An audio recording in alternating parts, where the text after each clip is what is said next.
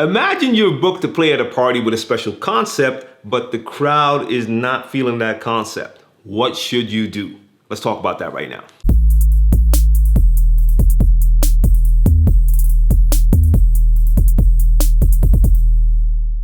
Hey guys, what's going on? It's djTLM. You're watching djTLMtv. Time for a Q&A video, and today it's all about staying with protocol. I have an email right here, and the question is, imagine you were hired for an 80s set. Is it wise to change things up if no one is really rocking and it's not because of the DJ, or the advertising of the particular event was not done properly?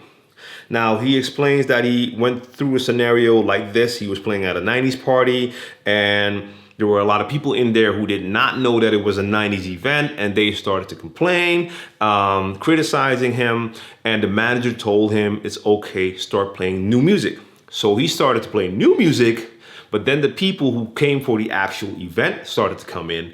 They heard new music instead of the 90s music, and now they started to complain. Yeah, I've been in that scenario a lot of times. So you're booked for a special concept, and as a DJ, you will want to know what you're walking into. So make sure you know if there's a special requirement. Is it a special event? Like sometimes I will get booked for a throwback edition and they want old school. But I also make sure, like, hey, normally you guys play new music.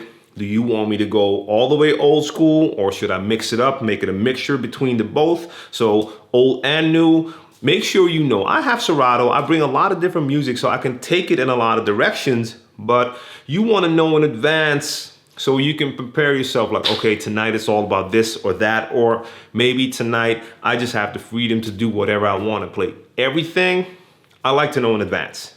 But even if you know in advance, sometimes you will walk into a surprise because, for instance, like the email already explained, it could be that the promotion for that event was not done properly, and a lot of people walking into the club don't realize that there's a special concept that night.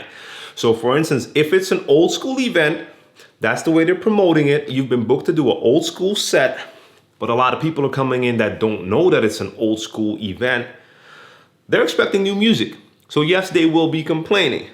Now, personally for me, I feel if you're promoting a concept, you should stick to that concept. That's not me talking to you as a DJ, but if you're the one who's promoting that, if you're the one who organized that event, you need to stick to your concept, because sometimes the concept at first might not catch on yet. You have to give that some time. But in a lot of cases, people are just interested in the money. They want straight success. So as soon as they see that it's not working, they might tell a DJ, start playing new stuff, even if it's an old school concept. And you're gonna butt heads with the people who actually came for that concept, because if I see a flyer and it says throwback edition, 90s, hip hop, R&B, whatever, and I come in and they're playing Ray Shremmerd, that's not what I came in for. I did not come for new hip hop. I came for that throwback edition. So if I was the consumer, I would feel fooled. And as a DJ, I like to make sure that I stick to the concept. But if there's a scenario where I'm in a club, I've been booked for an old school set, and I can tell that like 90 or 95% of the people in that club do not like old school music, I will check with the promoter. We will discuss, what do you want to do? Do you want to stick to your concept? Or in this case, do you want to switch it up? Let me know. Because I don't want to get bad looks afterwards from that promoter, like, why didn't you switch it up or whatever. So I'll discuss that with him or her. Once I get that green light to switch it, I will grab that microphone and I will address the crowd to let them know. Because even if there's like 5% in there that came for that throwback edition, I want them to know and to realize, like, hey guys, this is what's going on. So I'll grab that mic. Yo guys, what's going on? It's djTLM. How you feeling tonight? Yo, welcome to the throwback edition of whatever party it is. So I can sense that there might not be a lot of people in here who like that old school stuff. If you like old school, throw your hands in the air. And if there's like 5 people throwing their hands in the air, that's a clear signal that old school is not your best option if you want to rock that crowd. So in that case, I'll let them know, like, okay, this was supposed to be that throwback edition. It's obvious you guys came for new stuff, so I'm gonna switch it up for now. You guys who like that old school stuff, I'm gonna hit you with some gems in between. But for now, let's get this party rocking, and I'll start playing some new stuff. something like that. But I will not just be quiet and start playing new stuff. I will make sure that the people who came for that old school event realize why I'm making that switch. And if they're any way realistic and they can tell that that entire crowd did not come for old school, they'll understand why I did that. Because it is your name on that flyer. It is your name that's associated with that event. And I don't want to have disappointed people. So at least I want them to know why I made that switch. That's what I would do.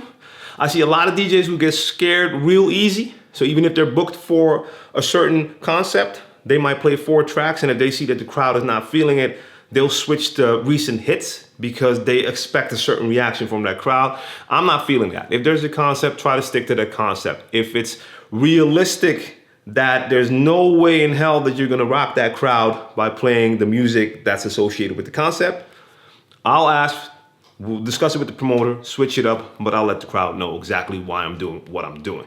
I hope that helps you out. Once again, this is something every DJ has to decide for themselves, but I do feel that staying with the concept, staying with protocol is important to at least try to do. So let me know what you would do in that same situation. Join the conversation in the comment section down below. If you like this video, make sure you like the video, share the knowledge. All right, guys, subscribe to my channel if you haven't done so already so you don't miss out on any of my future videos, and I will be back very soon. Peace.